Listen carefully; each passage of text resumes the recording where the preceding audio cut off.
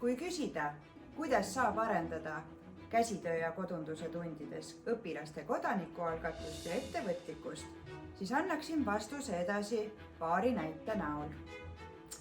Väänä-Jõesuu koolis valisid õpilased kodanikupäeva hääletusel võiduprojektiks mugavamad toolid õpilastele.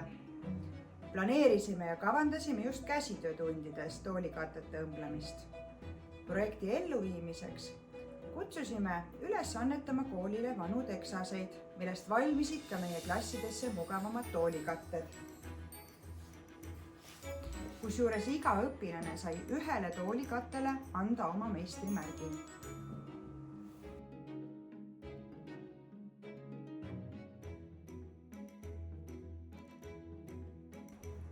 Sellised tegevused õpetavad, et ettevõtlik olemine ei tähenda ainult äritegemist, vaid ka hoolimist, algatamist ja julgelt tegutsemist.